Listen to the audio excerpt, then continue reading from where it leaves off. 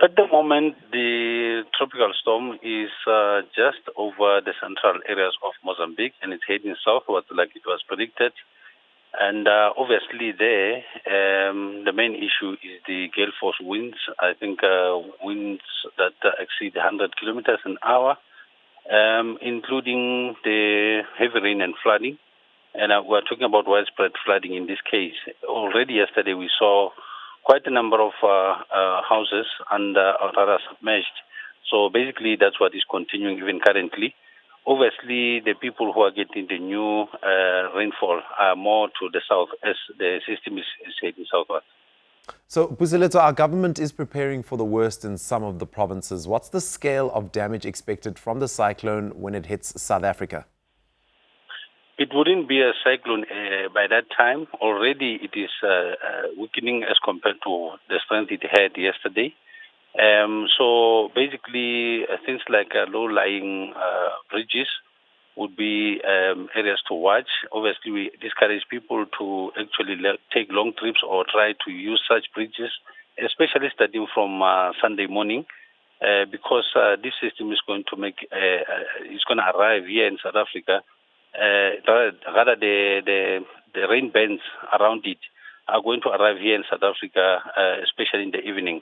So starting from tomorrow, we can expect flooding, especially in the eastern parts of Limpopo.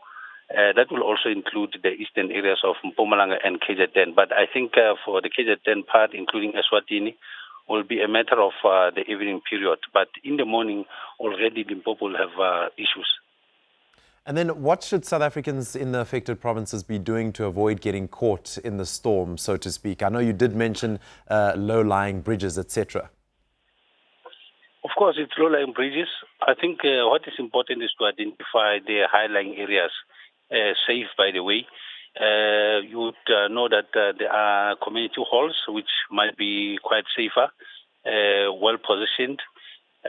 Also, there's a disaster management in all provinces, all municipalities in Limpopo, Mpumalanga and KwaZulu Natal. They are all ready, so they are ready to help the people, basically those who cannot help themselves.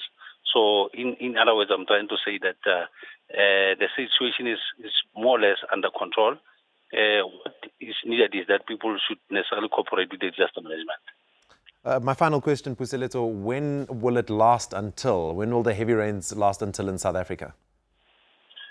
Well, we are expecting these rains to continue on Sunday. Obviously, as I said, it will start from Limpopo. Obviously, later on, Mpumalanga. I think by the evening, it will get to KwaZulu Natal. That is tomorrow.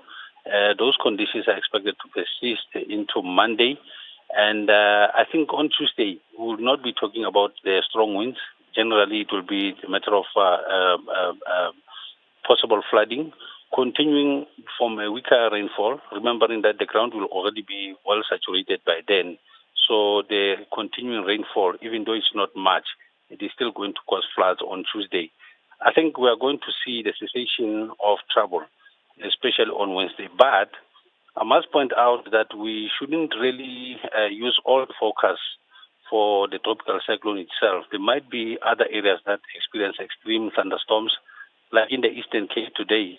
We are expecting some extreme thunderstorms, especially in the eastern areas of the province, areas like Mthatha, Butterworth, Mount Fletcher, as well as Lusiki. Those are the areas that we have marked as areas that could actually experience extreme thunderstorms. In fact, it could also be in other parts of the country, but we'll be keeping an eye in all storms, basically, and advising the South Africans where necessary. All right, so that was senior forecaster at the South African Weather Services, Puseletso Mofokeng.